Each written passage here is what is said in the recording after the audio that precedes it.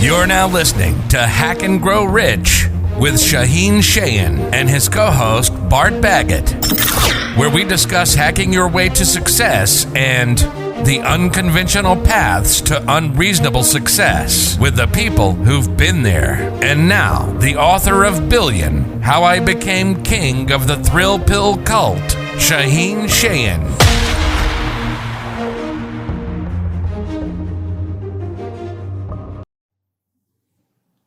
I'm very grateful to have you here. Grateful to be here. Thank you for having me. For sure, man. For sure, dude. We had a dope conversation before this. We were talking about me, talking about where in my life I need to double down and go all in, right? Areas that I need to dig into to really turn my game up. And, you know, the idea of the all-in CEO is not just about guys being the CEO of their business, but about being the CEO of your life. Yeah. And you need to step into ownership. And sometimes to own your ship, you need to own your shit. So part of this was about me owning some of my shit. So you always need to make sure that you have friends that can help you to own your ship and to own your shit. So that's really important. So thank you for being present, man. Yeah, I'm delighted to be here, man. And look, at the end of the day, I feel like we're in an epidemic, but it's not the one that we think. And the epidemic really is that so few people give a shit.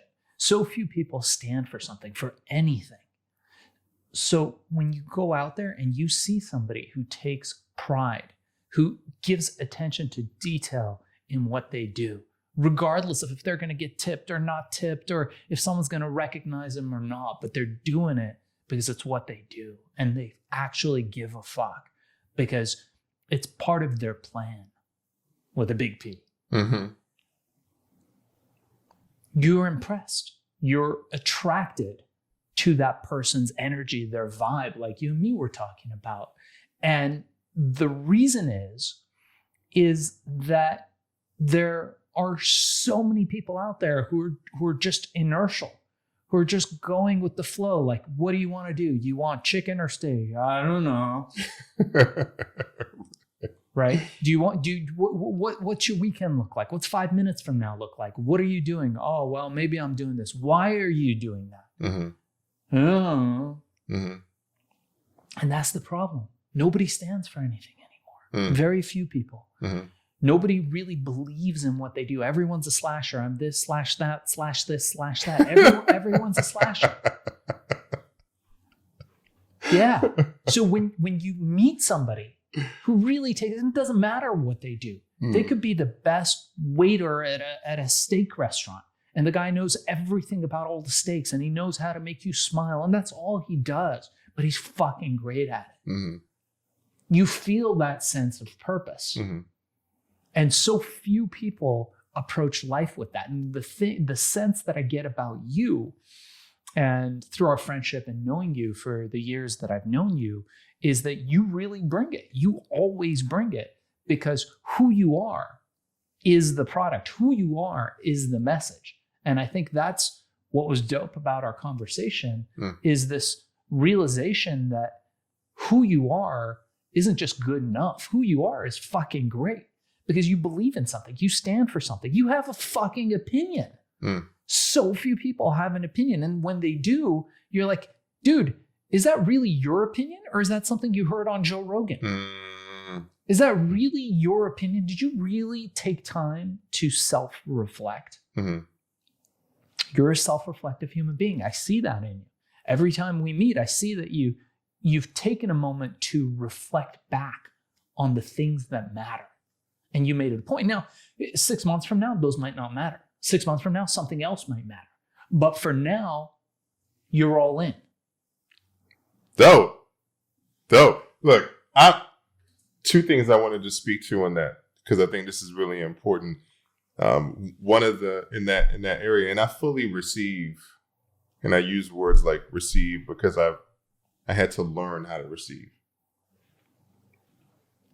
One of the things that I realized in my own journey is that What was preventing me from stepping into greater possibility was just literally being open to receiving.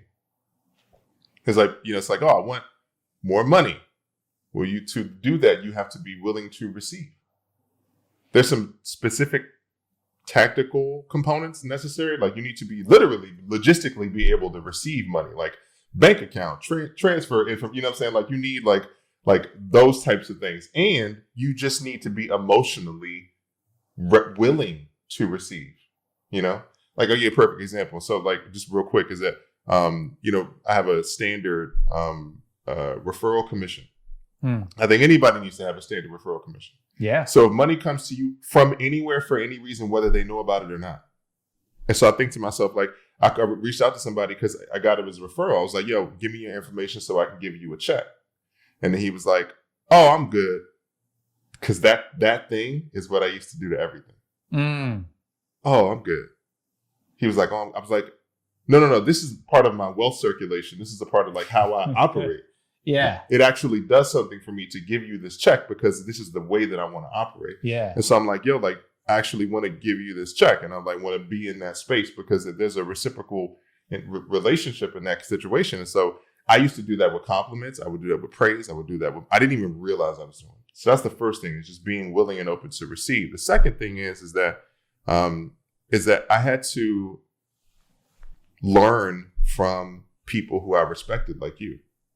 And so the thing is that I had to, so before I knew how to walk, I had to see people who were walking to be able to just like trust that I could figure it out, And so like in ways that you may not have even known, I was like, I'm modeling him, Yeah. I'm like, I'm learning how to walk. I'm learning how to get my legs. I'm learning how to deal. And so it's not just about but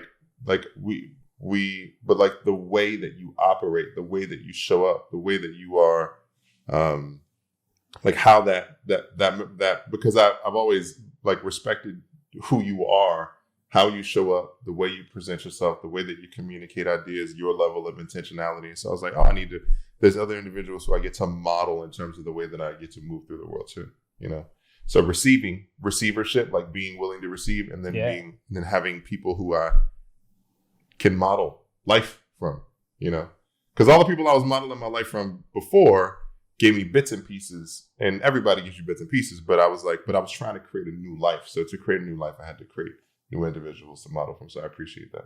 No, I love that. And to add to that, I'll actually give you a really good hack. And most people don't realize this too. So when you're in that state, one of the coolest things is that if you want to achieve really high levels of achievement and get people to really connect with you, call people up and ask them for shit. Seriously, call somebody and ask them for a favor. So I know you've got the discipline of making 100 calls. Call them and ask them for something. When people do something for you, that is an opportunity. It's an opportunity to create a connection. It's an opportunity to create flow. Right? And most people think, man, let me bring value. Let me call this person up and give them something. Sure, that's great and all that. The thing that's actually better is calling them up and asking them for a favor. Hey, Sanyika, I got a huge favor to ask you. Can I have your Netflix password? Yeah. And you know what's funny? As soon as can I just say, like, when you said that, can I ask you for a favor? Yeah. I felt the chemical response. I felt the chemical response in my body go, oh, how can I, like, I'm like, how can I help? What do I need to, like, right. I'm leaning in on that straight up. So here's the problem.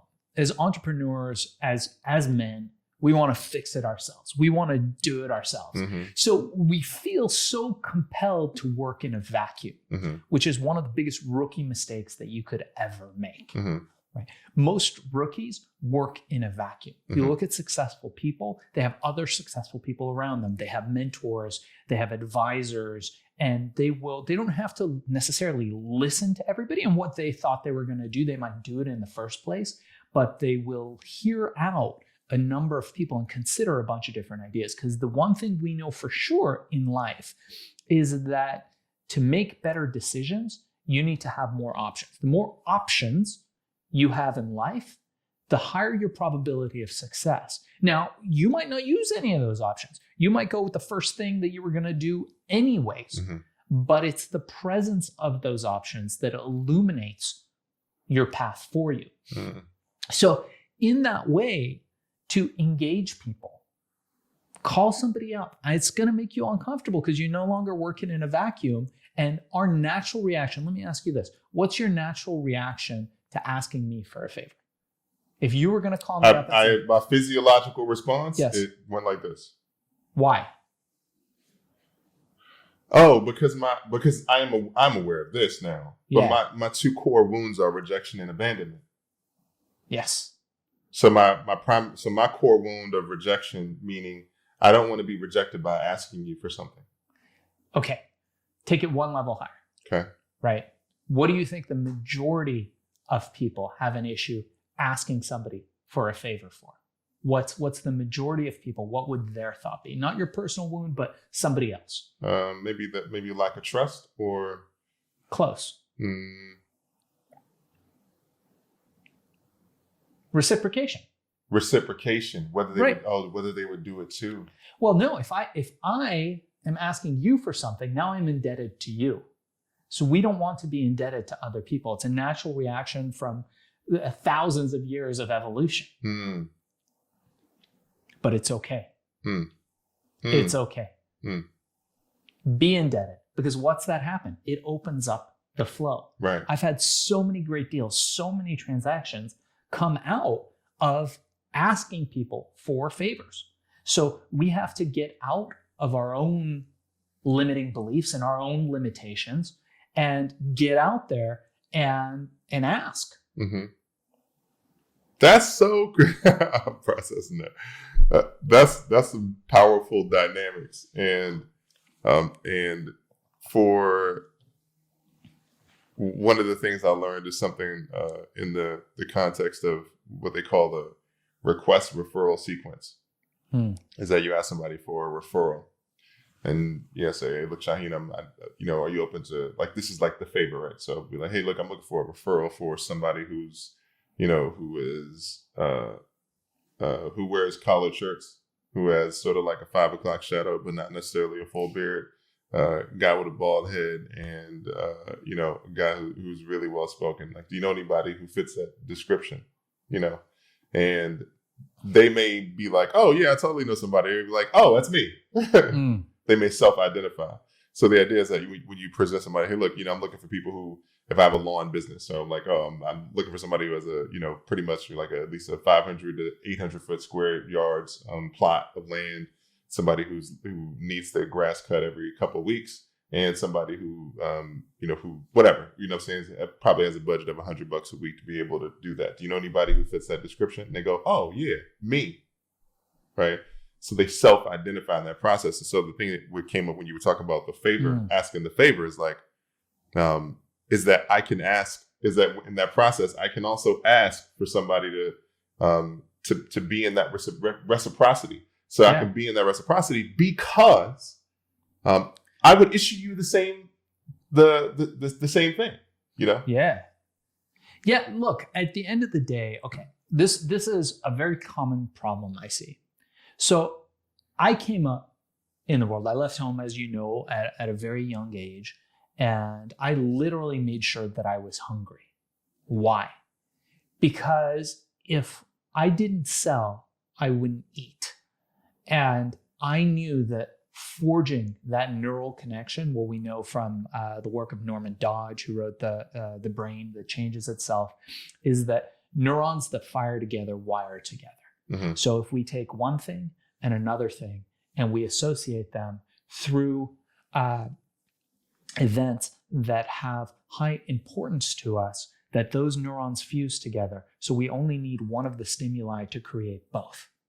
So I knew that if I was hungry and that I did something that I knew was good for me, which was making a sale, that process of making a sale led to my satiating my hunger, which had that positive association. So very early on, I learned to become a salesperson through being hungry. So I came up being hungry. And to this very day, I have those same neural connections forged.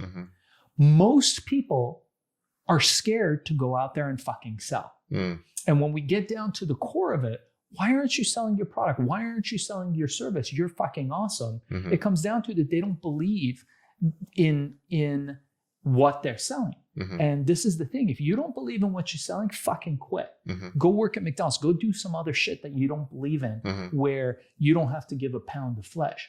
But if you really believe in your product, in your service, and what it is that you're doing, you are providing a service. And it is a great disservice to the world at large, to the people around you, to not have the opportunity to partake in what it is that you are offering them. So you need to get fucking great at selling whatever it is that you do. If you have one skill set, it should be sales. And there should never be a doubt in your mind that what you're selling is an absolute service to whoever it is who's buying it. And that's what all in's about. You damn straight. You are damn straight. I love that. Dude, the neural connection, basically what I heard is fighting for your food. Is that we need to be willing to fight for our food. And sometimes the fear of rejection, because it's so deeply tied to who your inner child, to who you were as a kid, is that fear of rejection far supersedes a person's willingness to fight for food because it hasn't been modeled for them. Yeah. They haven't had it modeled that you can actually recreate that connection, that you can shift out of the connection of being falling back because I don't want to fight, because I don't want the rejection, to actually being put in a space where you can fight for your food. And that is the reason that I started the initiation. Yeah. It's because I wanted to make people hungry for creating the connections, to not just fight for your food from the wealth perspective, but to also fight for your relationship, because that posturing, this also happens in relationship. Yeah. You know? Yeah. And to that point, you got to be hungry. The worst thing that will happen to you is not being hungry. And being rich is fucking great. So if you're rich and abundant, that's great. If you're hungry, that's really fucking good. The worst thing that you could do, and you and I have talked about this before, is to just be mediocre. Just be comfortable enough where you don't really have the push to achieve excellence in life. That's the biggest fucking, that is my biggest fear. It's not to be downtrodden and lose everything and be hungry, because I know what to do with that. It's to be just comfortable enough. And most men suffer from that now. If you look around us and you look at the incredible abundance that is America. I mean, my family, we came from a third world country. We came from Iran. And in Iran, we had people with extreme poverty. We had people with extreme wealth. But in general, it was nothing like coming here. And we came here seeking a better life for ourselves. And when you come here, you really see, especially if you're a person who's traveled to the third world and traveled to places like India and Brazil, and I've been to all those countries, and you really see true poverty, right? You see people really, really struggling with very little hope of getting out of their situation. And then you come to America, which arguably for a lot of people is one of the greatest countries in the world. And you see that the problem that we have with most people, particularly in the middle class, isn't that they're hungry. The problem is that they're just comfortable enough. And if you're a man and you want to be a high achiever, that is the death of you. Mediocrity is the absolute death of success. It's not hunger. Hunger is good. Like, we do intermittent fasting. I've done it for a good part of 30 years, and I'm a big fan of fasting. And my wife is kind of like in and out of it, and she's like kind of, newer to it than I am. And I ask her, "Hey, honey, how's it going?" I try to support her. For me, it's nothing anymore to fast, but for her, I think it's a little bit more challenging. And I'm like, "How's it going?" She's like, "It's good. I'm just hungry." And I'm like, "Good. It's good. That's what you want. You have to find the hunger. Right. Hunger doesn't come easy. Right. It's easy to be comfortable. For most people, especially people watching this show, there's an abundance of everything around. So you can get comfortable. You can get comfortable enough where you never have to achieve excellence. And I think what you and I were talking about is we have to push that. We have to seek discomfort. We have to get out there and find that hunger. And believe me, if you can do that, that really brings such a greater appreciation. That juicy steak is going to taste so much better. Dude, that is finding the hunger. Finding the hunger. And just as a background, can you tell us about more of your story and how you built this relationship with yourself where you are now in pursuit of excellence and in pursuit of achieving greater in your life? So when I was younger, I used to think that it was money was the thing that I wanted. And I very quickly learned that it wasn't money. Instead, it was excellence. It was creating something that made an impact. More so than excellence even was impact. Making money was fun. Don't get me wrong. I still have a great time making money. It's a game. It's great. And once you learn to master that game, and I know it's funny because if you haven't made money, like real money, big money, people are like, oh my God, it's so out of touch and it's whatever. And you're like, look, there's tons of people out there doing it. So there's a way to crack that code and you can figure it out. Might not come easy. People want it to come easy. People watch TikTokers and influencers and, hey, do this and start this and do that. And I'll teach you how to do it. Just buy my thing and buy this, right? So people want it to be easy. That's that aspirational aspect of social media, which is lying to you.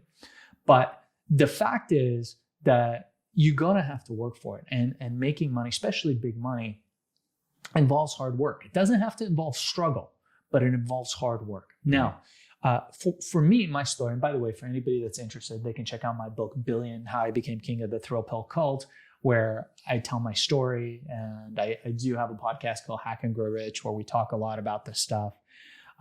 So check me out. You guys can just Google me or go to ShaahinCheyene.com. We'll include it in the show notes for people. For sure. But I started my first company when I was 15. I left home, came here as immigrants from Iran when I was 5, left home by 15. And I went out on my own. I had to find that hunger.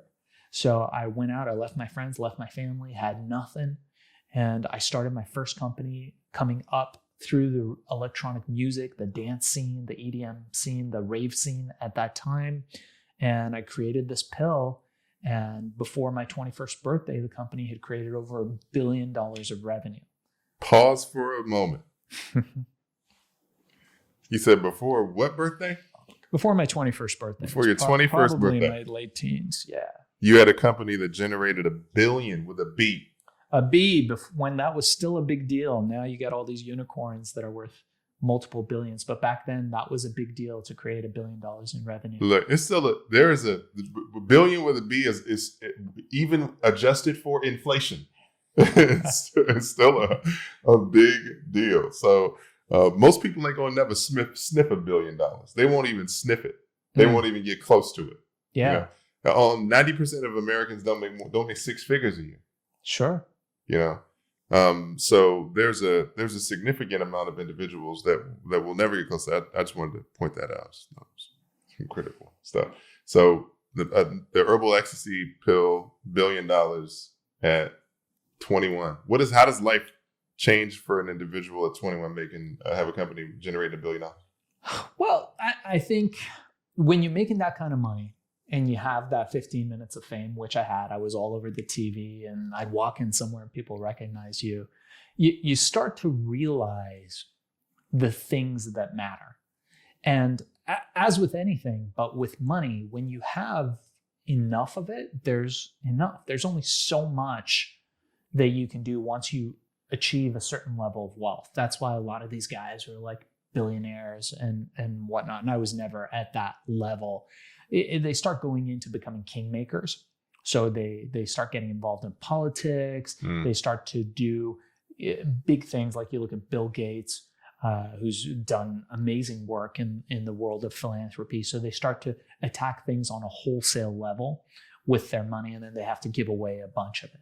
Mm-hmm. So at a certain point, that kind of turns. For me, I was just this kid who partly got lucky, and I believe we create our own luck, and partly hustled, and I was at the right place at the right time, and I was relentless and willing to do whatever it took to succeed. And I did that. I did do whatever it took in order for me to achieve that level of success. Mm. And of course, when I got there, I was like, okay, is this all there is? Mm. Like, all right, what else can I buy? I had the boats and the exotic cars, and I was driving my Lambos and the Ferraris, and I actually owned that shit. I didn't just rent it and put it on Instagram. I owned all of that stuff. Right. And I lived that life for a while, traveling to, private islands with celebrities and being on private jets and yachts and did all that. But, and that's fun. Don't get me wrong. If you have an opportunity to do that, by all means do that, because it's fucking epic. Mm-hmm. But at the end of the day, the thing that brought meaning to my life was doing things that impacted other people. The greatest feeling in the world for me was walking into a store and seeing somebody delight in picking up that magic thing that I created. And I'd created over 200 products in those days. Mm-hmm. And I'd walk into a store and people would gather around and talk about it. And it was almost like this enchanted object. And I'm like, I fucking did that, right? I brought a moment of joy, a moment of change into those people's lives. And the world, the universe, whatever you believe in at large, has rewarded me with wealth. Mm. And I received that. Mm. Oh, that's awesome. That's magic. Question. Here's a redirect on that. This is not a courtroom. If it was a courtroom, I'm out of order. You're out of, everybody's out of, that's a quote.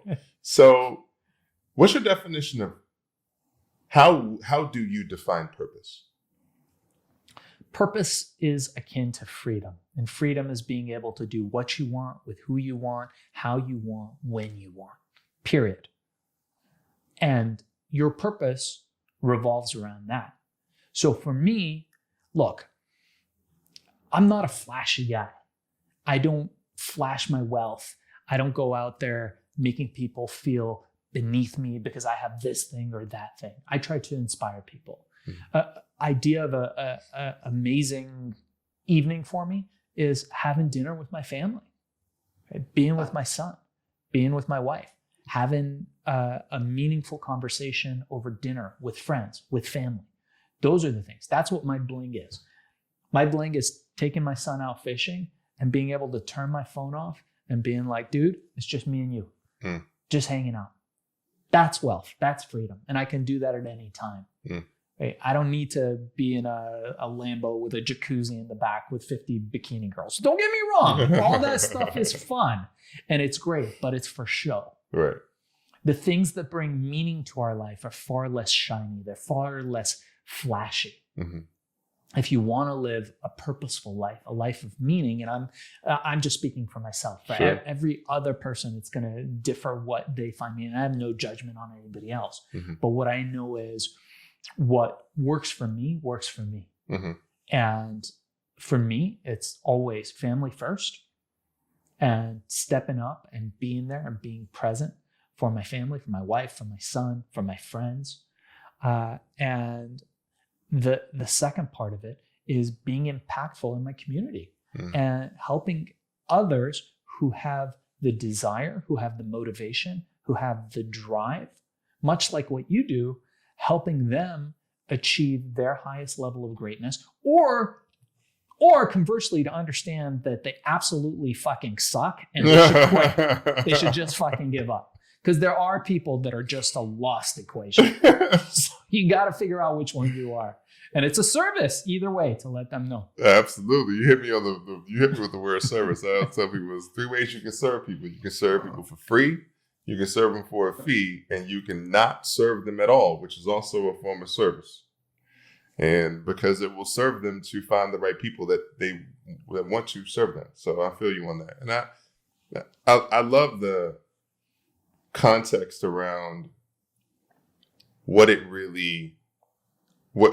matters, and around finding meaning, like being able to do what you want, when you want, with who you want. Right? What is it again? What you want, when you want, with who you want, how you want. So what you want, when you want, who you want, how you want. I love it.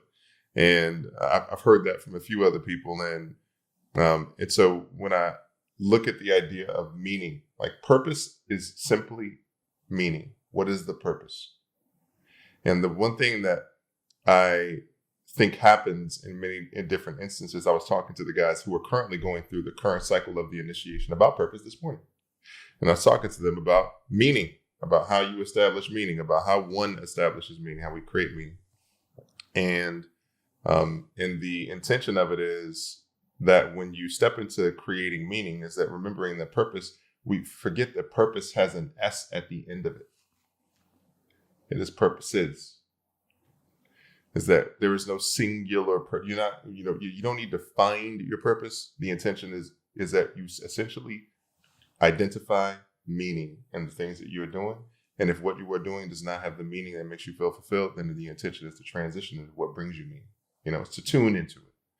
It's to claim it, as opposed to search. It's there. It's present. It's around you. You just need to claim it. And some of us are guided by the wrong purposes. So yeah. And you got to turn the fucking noise off.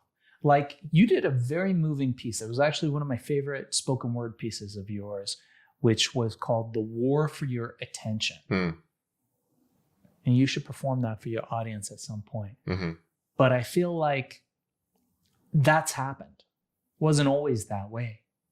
So how do you know what you stand for? How do you know what your purpose is, what your meaning is, what any of those things are, when at every moment there's a million things buzzing and vibrating and going off and demanding your attention, and TikTok, and look at this new dance, and oh, look at that, person and this shiny thing and that shiny thing. You got to find the white space. Mm-hmm. You got to find the space in between the space. Mm-hmm. And you got to be okay with that. Most people are not okay with that. Most people aren't okay with silence. Most people are not okay with just sitting in their discomfort. It's not quiet long enough for them to experience their discomfort. Mm-hmm. That's why meditation is so powerful. And I don't espouse any specific type of meditation. I think any way where you can get into a state for 8 to 10 minutes and then get back into your life and don't think another second of it is great. Nobody needs to teach you anything. You don't need any equipment. You don't have to pay anybody. You don't need a dude wearing a loincloth and a stick telling you, what you need to do. You just need to shut the fuck up and sit with your discomfort for 8 to 10 minutes. Mm-hmm. That's why it's so important, because we become inundated with noise. And then when you think about it, you can break that down in a million different ways. But it's not the lack of self-knowledge. For most people, especially if you're a person that's reflective, it's the noise that stops you from hearing your own truth. Mm-hmm. I'm breathing in what you just said. My offering is for everyone to breathe in what he just said, and to be able to sit in the silence of that, to be able to absorb it. It's powerful stuff. And it's dope and it's necessary.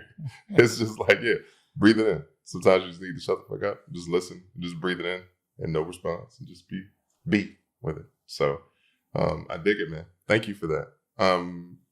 Just so we can wrap, man, what are you currently working on, and how can people get involved in what you are currently doing? Yeah, so if anybody's interested in being on great shows like this one, we have this really cool new startup, and you guys can check it out, called Podcast Cola. Mm-hmm. And it's podcastcola.com, where we get you to sell whatever it is that you're selling without ever having to sell. And we do it through the power of something that you are amazing at, telling story. And the best way we know to tell stories is through podcasts just like this one. So if anybody's interested in being featured on shows just like this and others. Check out podcastcola.com. We get you booked on great shows. It's a very low, transparent, flat fee and unlimited bookings. We have an all-you-can-eat model. So we have that going on. The other thing, if anybody's interested in my story and my book, you guys can check out Billion, How I Became King of the Thrill Pill Cult. We'll share a link to that as well. For sure. And if you are interested in creating recurring revenue streams, I still also teach people that. We're looking now for the next tranche of about 30 to 50 people for the Amazon FBA Mastery course that I have. And the URL for that, and the URL for the That's FBA. the alarm. We always want to make sure we honor people's time. The alarm goes off. Nothing is behind the curtain. Okay, damn it, fourth wall, whatever. Nothing is behind the curtain. Just letting you know. No curtain there. So I started this course where we teach people how to create recurring revenue streams with very little cash. And it's called FBAsellercourse.com. We'll include a link below. Or please, guys, just reach out to me. My email is darkzess@gmail.com. That's DARKZESS@gmail.com. I am very accessible and I return all emails personally. It may take me a minute because I've got a lot of inflow, but I will get back to you. So just reach out to me and let me know how I can support you. I love it, dude. Not only are you one of the baddest entrepreneurs on the planet, but you're one of the greatest fathers and family men that I know, and a high integrity human. So I always respect that. Thank you for being on the All In CEO, my brother. Hell yeah, appreciate it. Thanks for having me on, buddy. Absolutely. In studio. Thank you for having Shaahin Cheyene. And please, I will drop all of the links in the show notes. So make sure that you access and you click on that and you get into this, into his universe. It's a really beautiful universe. And also the book Billions is available as well. Billion. Not the TV show. Billion. And I'll catch y'all in the next episode of the All In CEO. Firestarter out. Wake up.